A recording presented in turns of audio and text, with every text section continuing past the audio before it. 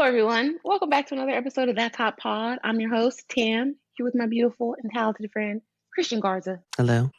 I'm sorry for telling people your whole name. I was just thinking that because. Do you want to go ahead and give him my social too? My bad. Okay. Today on the podcast, we've been discussing season 1 of the Rachel Zoe Project, one of the most illustrious fashion TV series in the fashion zeitgeist. As we discussed, we haven't had that many like pivotal shows in the fashion realm, and this is definitely one of the pillars. Introducing fashion and what being a fashion stylist and celebrities is all about to the wider American public. So here we are, episode 5. Season 1, episode 5. Yeah, season 1, episode 5. Available on Peacock streaming if you would like to stream Peacock. If you would like to give us a little bit of something, let us know. Episode 5 is like we survived Fashion Week, and now we're moving on to the Indie Spirit Awards, which I kind of forgot about was a thing. Totally. And also, I forgot all about Molly Sims. Sorry, Molly. Molly Sims is gorgeous. And on the point of Molly Sims, one of the weirdest things that I noticed, and I'm like, maybe she has to do this to kind of endear herself to people or something, but she kept calling her Malls. She's like, okay, Malls. Yeah, Malls. Malls, Malls, Malls, Malls, Malls. No, it's every single one of the people because it's like Anne Hathaway is Annie. Liv, I think was Livy. Yeah, she gave nicknames to everybody to make her seem like their buddy, maybe, I guess. Okay. It seemed profuse at a point. Yeah. Like, it was. I get it. You guys are friends. Also, I thought it was funny that Molly Sims ruined her look. Also, as a stylist, why would you let somebody take a look that you don't approve? Right. Well, I mean, that's like the tricky part is like she can provide all the garments, but ultimately it is like up to the client, like what they feel most comfortable in, and you can guide them, but in the end, it's like definitely up to them. And you're just being paid for the acquisition of those clothes. Okay, because that was like a tricky part for me. I'm like, I understand. Okay, these looks were pulled in like the name of whoever. Yeah. Rachel. So I don't know if when she's pulling all of them. What she's referring to, I guess in general, they were saying is like the dress that Molly Sims ended up choosing, it was a bit, they called it evening. I think it's totally fine, like, especially because it's more fun. Like, it was fun and flirty. Mm-hmm. They said it made it seem because it was so short that she forgot her pants and that it was too short. But she definitely did not want her to put it on some tights. And in the end, she put tights underneath it. And I think, I don't know, I feel like what could have you done? I would have just done like those super short shorts that like are basically underwear on top of underwear, of course. Like, who cares? I mean, you're Molly Sims. Well, what they were discussing was that it was going to be cold. Oh, okay. And that was the point. So it was like, okay, if you're going to wear the dress, then you're going to have to suffer and, have legs out, because Rachel was all about her like 70s rock star moment. And but she wore it with the tights, and then she wore it with black tights on top of everything else, not even skin tone.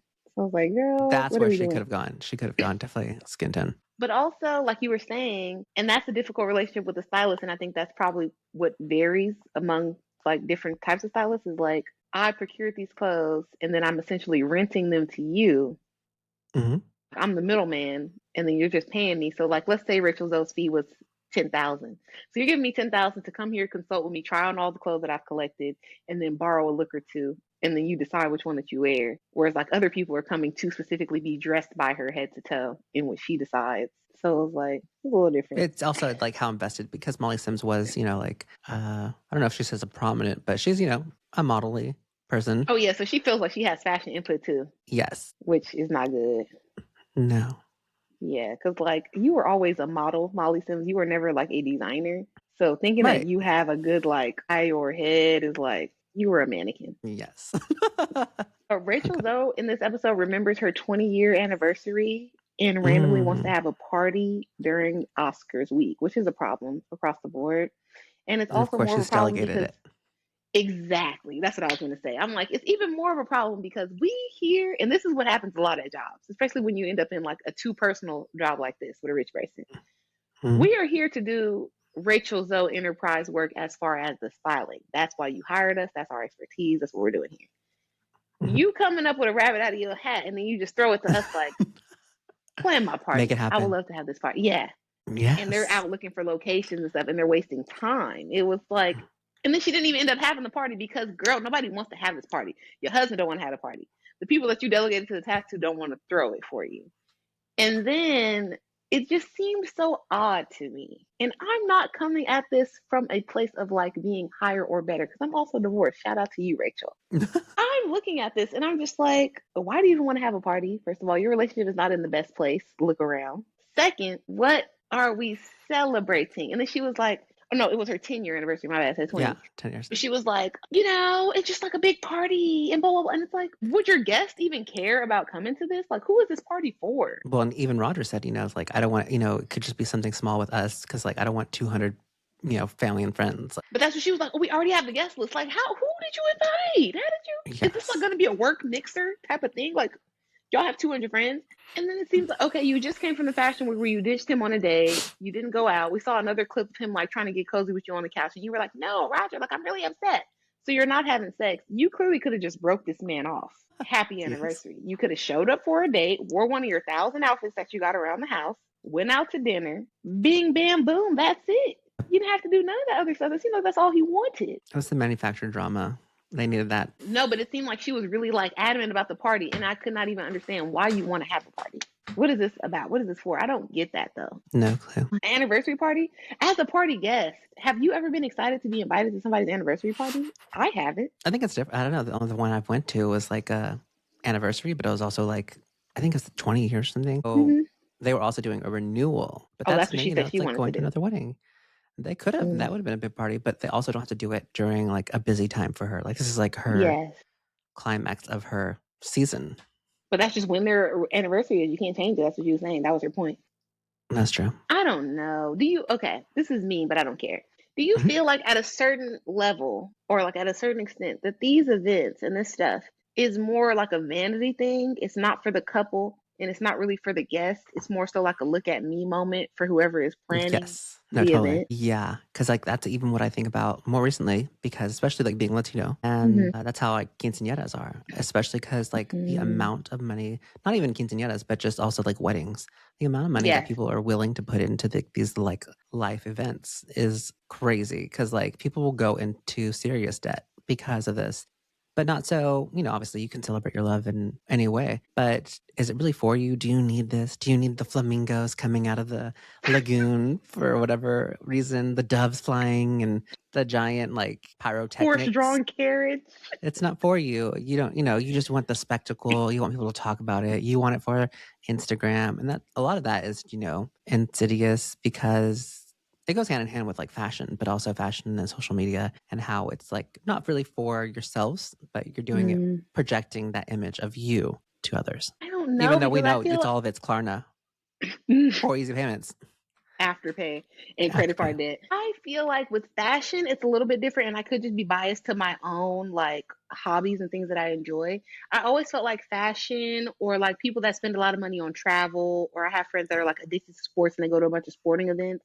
I Mm. felt like money on those things made sense, even if you were splurging or like maybe going into a little bit of debt unnecessarily. Because, first of all, clothes that you can wear. So, and it is about your personal representation. So, whatever self-esteem issues that you have or whatever you might be want to present yourself a certain way, it does go into your presentation. And if you really like fashion, then you do understand that like Andy Millimeter jacket is different than a jacket that you can just get at your local mall or like boots from this collection or something like that. Like it is more so of an art pursuit that you're in and you're trying to wearable art. You're trying to present yourself in a certain way. Like I would kill one of my family members to get a full head to toe Scaparelli look, Daniel Roseberry.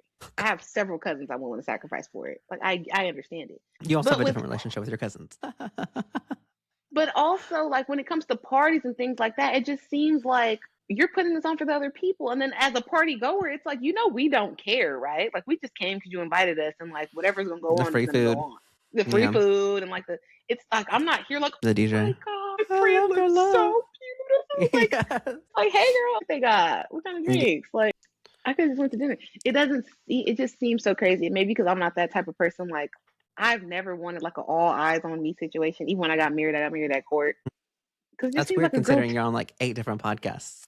I guess so. It just seems like a grotesque use of money. Like, Yeah, it is really. what are we doing? I'd rather go on vacation. Like Roger said, why couldn't we just go away? And then she made excuses. You want to Oh, go away yeah, with me because and my Blackberry? You just want to be with me and my Blackberry? to And he's Palm like, Beach, right? No, Palm Springs. yeah. He didn't even want to go Yes. far. No. And then like in the Blackberry, but also then her thing was like during Oscars. Like what? That was the whole issue is like you're busy. to have a Focus. party. Yeah. That's why I said a lot of her complaints, a lot of her situations seem very disingenuous. The last thing about that, she even, and this is how I know, like, there's a level of delusion and fake aloofness Hmm. that we discussed in previous episodes. She says, "Oh, I haven't really spent a lot of time with Roger, so I feel like a party is perfect. You gonna You will spend time spend the with him at the least amount of party?" time with him. It makes sense. It's like, do you hate him? Or like you said, is this a lavender marriage and there really isn't Could be. any sex to be getting to? Especially as much as you're shopping. As a formerly married person, I feel like if you was whipping a little bit of work in the bedroom, you would be getting less chatter about the purchases. Ugh. But you can't be doing it all. You can't do everything. You can't be gone all the time. Ignore him. Don't come for the date. Shop. Oh my gosh, no. And then her sister Pamela comes, and even Pamela is kind of like side eyeing her, like, yeah, like Roger is a saint, but everybody gets Oh. tired, Rachel, and like it doesn't seem like like that nice how you're treating him. So, and that's her sister, not even his sister. So that's how you know you're doing wrong. And And then they're her really sister close. came They're like from, really close. yeah, her sister came from Florida because I guess Rachel said like they came from suburbia. Like we used to live in suburbia. My sister, she's a Yeah. regular mom and a wife. And she And took I'm her to not H&M. convinced that this, or I'm convinced this is also a paid promotion for H&M. H&M. Because they were in the store, and even the way it was shot was different than how it was shot when they were in other stores. Mm-hmm. So H&M definitely paid, and like them standing outside the fitting rooms and all of that, it makes sense. Yes. And she's like, "I only have 2 hours with you today. I'm so sorry." Why can't she ride in the black service with you when you go around to all the shops and shop? Yes. That's all we see you doing. And like being in your garage, standing around, pointing at Taylor in them, looking at clothes on the racks. Why can't Pam come? I'm She's just saying. boring. Mom of two. We don't her. She's killing the vibe. She's killing the aesthetic. Yes. She said, Rachel, though, black pumps are essential for all women. Like, I think women should know that, but that's okay. Oh, I Groundbreaking. spoke too soon. This is the episode where they went to Under G's, which is a defunct lingerie shop that had like Spanx, nipple covers, this, that. If you ever like been in the Robertson, Kitson type area, you might have stopped by Under G's, looked around, got you a little something. She ends up in lieu of the party once he shuts down the party, which good job for standing up for yourself, Roger. Yes. She takes him to a store opening on, I assume it was Rodeo, because she's like, all the designers, this is like the peak of when the designers are starting to come and open flagships in LA. It's like, I feel like all the heritage houses had one, but like more of the New York brands started to come Yeah. here. And she took him to the store opening. He obviously doesn't want to be there. And there's like a whole like red carpet step repeat in the front, and you're inside like mingling. From what I understand from going to events like that, it's like they want you to shop. So they're essentially making it seem like a celebrity event, so people and like even just rich people in the area will come in and like spend more money based off like the peer pressure of looking rich in front of your other rich friends. And Yes. they got champagne and like hors d'oeuvres and stuff in there. And I was just thinking the whole time, even how it was shot, like, and she was doing interviews and stuff. I'm like, wouldn't this have been better to take one of your assistants instead of like making it seem like it's a date night and it's not? Because again, you're not spending any time with him. Right. And it would have been good for the brand, at least, like the styling Yeah, brand. Yeah. because like both of y'all could have been working in the room. Like if you took Brad, because I would never take Taylor. She's gonna meet. She's No, gonna yell at the bad reporters. representation of the brand. Yeah, she's very sullen, like we said. So you take Brad, he's in there, bow tie, being very amiable, talks to all the people. Oh yeah, Rachel, look, I think we got these clients, we got that client. Oh yeah, come over here, yeah, Rachel, my girl. And then she can do the press stuff too, and it would have been like a more symbiotic situation than you kind of work in the room and Roger lingering. Again, it just seems like very humiliation ritual. Oh, actually, so side quest, I guess. During watching this, like you said that you mentioned that you would be on like eBay. I was like just recalling random things of that specific moment because like he had those like big bow ties and whatever, but Hmm. it made me think of this one. It was like Albert Elbaz. It's whenever he was at Lanvin, and he did a collection. I think they were like velvet bow ties, and they were like ginormous in I proportion. remember that. And so, yeah, that's on my wish list. I like need to find one. I need it. He even had them styled with like really cute dresses. Yes, yeah. R.I.P. So Albert. Okay, and then during this episode as well, she was shooting for a Japanese magazine with the Japanese version of the supermodel Giselle. Giselle, And they were doing like a Hollywood grunge, rock star girlfriend, which is like Rachel's bag aesthetic in the room. How did you feel about like that shoot? vintagey. It was nice seeing the behind the scenes. It was kind of like odd because they would so like of course it was Japanese, so they had to have a translator to communicate, I guess, with the editorial team, with the styling crew, and it was mutually beneficial because like the magazine was having Rachel and Rachel's a celebrity stylist, but also she herself is a celebrity, but also Rachel's getting that aspect of the magazine being on the show and credibility, whatnot. But to see Brad and Taylor in the background, like giggling or this and that because, they're trying to communicate through that translator. And it just seemed like weird, like mean girl energy. And Yes, then no, I understand that. it was nice, that they tried on the outfits. I think at one point, like she was even getting direction in the hair and makeup. I feel like that's whenever, like a lot of the emphasis was on the clothing. And then whenever Joey was around, it was, they included the hair, the makeup. But whenever they weren't, we were only thinking about clothes. Yes. Whereas the stylist Yeah. is the incomplete look. You had to do everything. I think that is a little bit lost for Rachel Zoe as a whole. I would say across the Mm. board for all of her clients. And that was probably a criticism too back in the like Zobot days when they were saying she dressed everybody the same. It's like everybody did come with that disheveled, like messy hair, even if it didn't suit them. Oh, Or like her like, with her frizzy hair. and then maybe in some of the situations where things were more polished, it was like a different team. Like she did just take the outfit. So for like Eva Mendes, and that's too far. We don't want to talk about that. Okay. But for let's say Deborah Messing and some of the other people she had on the carpet anymore, it was like their hair was a little bit more polished, and I don't think that that was necessarily Rachel's team. Right. Like they Like were just outsource a delivering different looks. hairstylist, makeup artist, yes. Yeah. And then this is the episode, hate to say it, that Rachel got on my nerve the most. Now, throughout this first season, it was like very jarring for me to experience it as an adult because as a young preteen, young adult, I lived for this show. But hearing her just say, "Oh, I die," or "I didn't die, I didn't see I anything," or die. I die. "I die, I die." Oh shit! It was Die. like it was a Or it's lot. like bananas. That is bananas. Bananas, insane. It was Uh, insane. Oh my god, I died. And then we so need a like that was a moment. lot. A moment. Yes, Yeah. it's a moment. It's not a moment. The hero dress. She's Yes. taking it so serious. But when she started crying over this funeral with her uncle, God. I was done with it. Just I go. was done. I had it up to here because yes, just go to the funeral.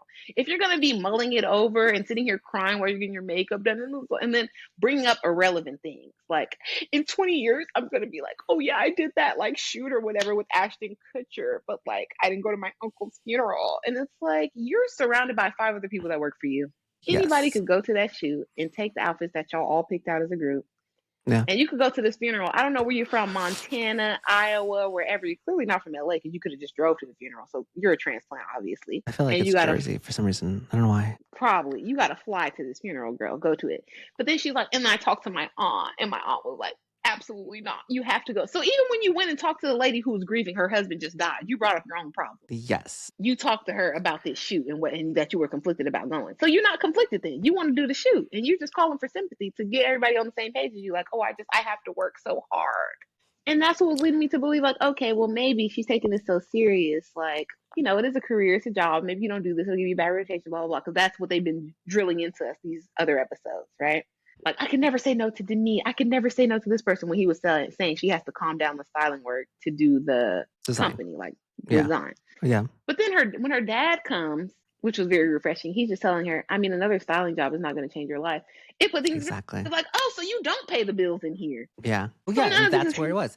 Because even then, she was like, "Oh, how did you do it, Dad?" Because you had what was it, 3 different businesses that he formed. Mm-hmm. So she was for money. So yeah, and he's so right. It's just like it's not going to kill you. Just go to the thing that's what it's actually important in life. And clearly, And like then, if you're crying about it, go. but no, like his thing with her was, and it was so like poignant for her situation. I feel like for anybody else, it would have been common sense. But in her Mhm. situation, and her like fake having a heart attack, it was very poignant. He's like, well, I never put my business before my family. He said, I've never been that type of person. It was always family first. And he's like, Yeah. but for you, I feel like your business is too intertwined with your social life. And in order for you to be better with your personal life, you kind of have to cut that apart and like make some time for you and Roger and make time for this and make time for that. Exactly. Mhm. Because if you're going to put yourself on any type of celebrity schedule, it's their job to be on the scene all the time.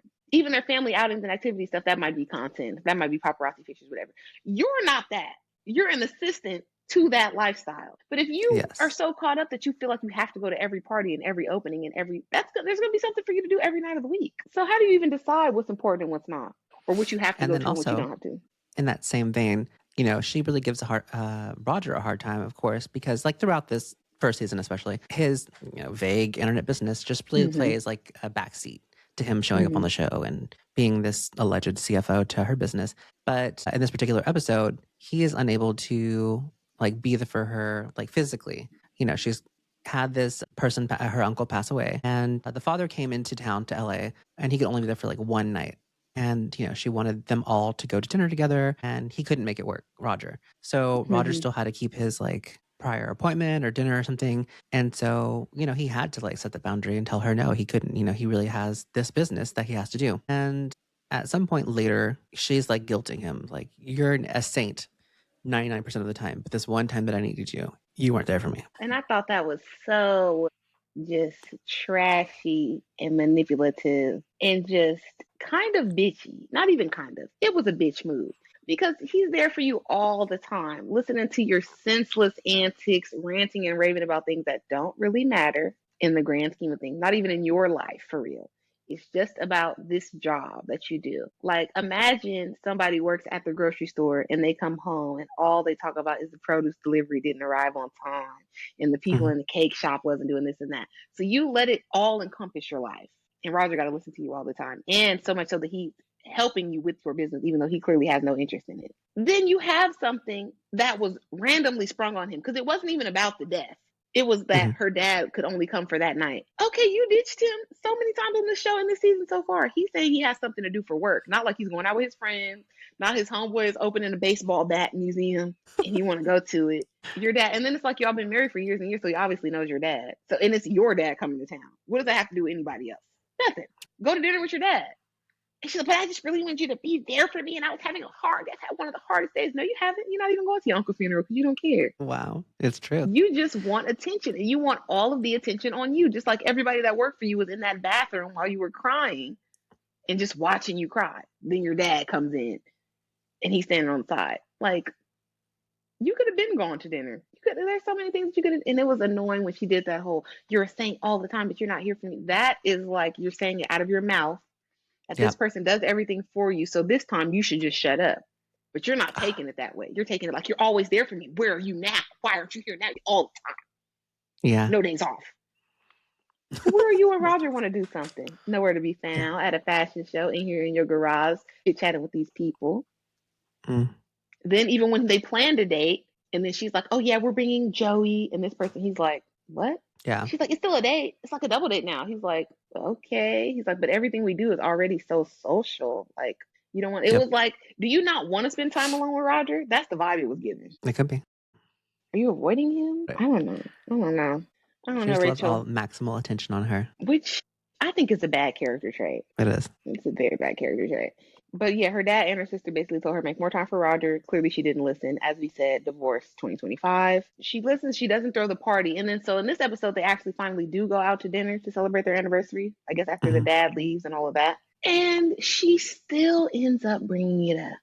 Yep. She's like, yeah. And he was like, isn't this so nice again, just being out with you? He's like all looking into her eyes like a little puppy. And she's like, yeah, but the party would have been really nice though, right?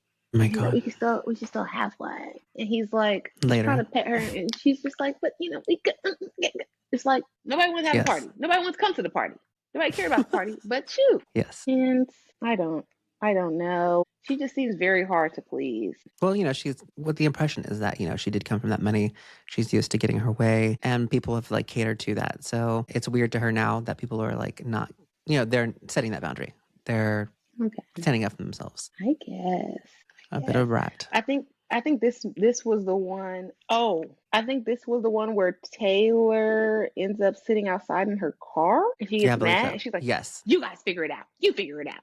And it was really she stormed out like she was leaving. But me, I know an attention seeker, and I knew even on the watch back, she not Well, going she nowhere. drove off allegedly, and then I guess You was in the driveway. yeah. So then, Rachel, she got a text from her. She's like, where'd you go? What's going on? And then she's like, I'm in the driveway. So then Rachel comes out, and they're just like chatting about like all of Taylor's qualms with like, I guess mostly Brad, but also how Rachel's behaving because of everything. And she's just like, and I've been working for you for 3 years, and like I was supposed to be doing more, and well, and it's like we discussed in the previous episode, what more do you want to do working for a stylist?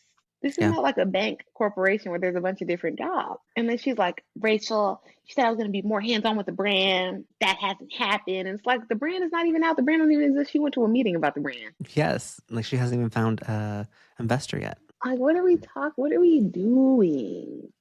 No. What are we talking about, Taylor? I would love to talk to Taylor about what her expectations were for the job. Was she just a disgruntled person just for life? Was Mm. she like a boarding school child? And why did you want a job in the service industry? Because that's another thing. A stylist is a service industry job, like a hairstylist, like a nail technician, like you're a service provider.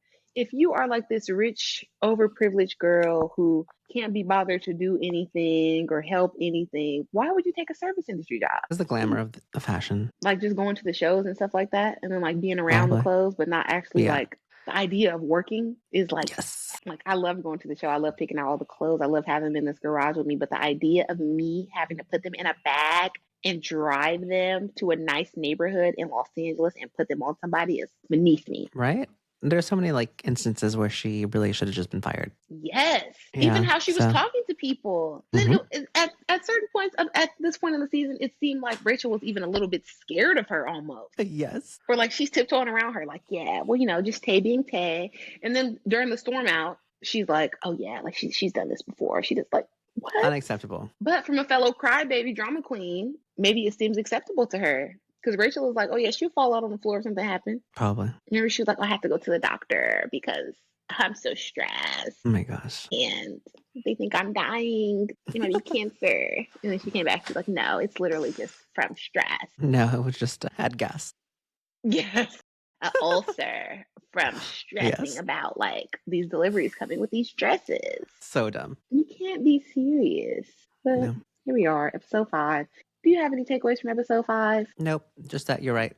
She was at her most annoying. It didn't occur to me because, obviously we've already watched it years ago, but I was wondering when the big split happens. But I thought it was sooner rather than later. But I was shocked it didn't happen. That's not a Oh, spoiler between her and alert. Brad? No, but we'll get to there. Okay. It does seem like Taylor was just on the verge of quitting all of the time. So it's Yes. like when she That's why I quits. think I was like, oh, it's going to happen. She's leaving. Well, I guess it doesn't have to be a spoiler. Taylor leaves because, it's happened in the past. People know. If you're watching this podcast, then you know that Taylor left. Mm-hmm. But we'll get to the reasons and everything later. But I think especially because in every single episode, she's like so frustrated, annoyed, and hates her job. She'll like vocalize specifically, I hate my job. I hate this thing and this. And like if you're that annoyed, we can part ways. Also, I kind of wanted to know like how much are they being paid? Because like They're getting paid it's for the styling, but also to appear. yeah, on What do the you mean? show. Oh, how much they Well, were paying? well, Oh, yeah. well, I no, don't think, I of doubt it course was the show is paying. like secondary, but I mean the styling job. How much is this paying? Because Oh, I doubt it Brad was a lot. left New York and moved across country, Yeah. and then Taylor is But it's just here. like any other like fashion job where you'll take it because it's, like she's a credible like stylist and the opportunity, but you won't get paid a lot, So this is more of the same shit that we dealt with coming out of FITM. Is like all of the opportunities are being offered to us because we have like this FITM association, but nobody's going to pay us a livable wage. Also, the people who can take it and like live are people who already like have money Have behind money. them. Yes. Well, it's because of that. It's because of that system. Like, and that's why I brought up our FITM situation. Is like there were so many hmm of us there that are like going for actually pursuing a dream. Like we don't come from money. We don't. It's like regular college to us. We're just trying to get into this like niche industry. So we need because we don't have nepotism on our side. We need like the association of going to this school because it has like illustrious alumni, what have you. But then there's a whole contingent of people, students that are going there that do come from money and they're kind of coming just to legitimize themselves. And then they can go out and basically, I don't know about your major, but mine was merch marketing. Like all the opportunities post graduation were essentially internships. Yes. And some of them were really, really cool. Like, oh, you can intern at Louis Vuitton, you can intern at magazines, you can intern, but there's no money. So we already been in college for 2 years. Some people did 4. And then we're going to come out and we're living in Los Angeles and we're going to work for free. And that did Right. separate. I think that was the final separation between those of us who like have parents had money and those of us who had to take care of ourselves because Right. yeah, after FITM, I saw a bunch of girls go on to be interns for like 4 or 5 years, 6 years even. And it's like now they have a cool fashion job, but that whole time they were living for free. And like even my college roommate, Asha, parents have a little bit of money. She was able to like live off of them for a time. She got to do the internship thing. She worked at 944. She worked at different places, but it's like even that to an extent, like your parents get tired of it and they're like, bro, when are you gonna get a job? I know, actually, so yeah, one of the places I did end up interning, well, one of the places I remember I had to like turn down was Rodarte. And this is like them Mm-hmm. coming up. They were still very featured in Vogue. But because I moved out to California and I didn't have a vehicle, everything was just like public transportation. They wanted somebody who would do all of their errands, but also had a vehicle. The list of requirements was so extensive. It's like, I can't do that on top of my schoolwork and then still have to have a part time job somewhere. So, yeah. Hmm. And like, you're not going to give me a gas card. You're not going to give me Oh, anything for no. this. God, It's no. just like, For free. I'm here. I even used to hear stories about interns like having to pay for like coffee pickup and stuff that they're doing. Awful. Crazy, crazy way to live. But Rachel's also had interns, so I would love to see if maybe we can get one of those ladies on. Totally. We'll get Jordan, who will meet in season 5 or 2. Sorry. Yes. And that is episode 5. Thank you Yes, for we go. listening. We'll see you in the next episode when we talk about episode 6, season 1, episode 6. The And finale. that wraps up. Yeah, that wraps up this season. Don't forget to like, comment, and subscribe. Share with a friend. Share with a friend.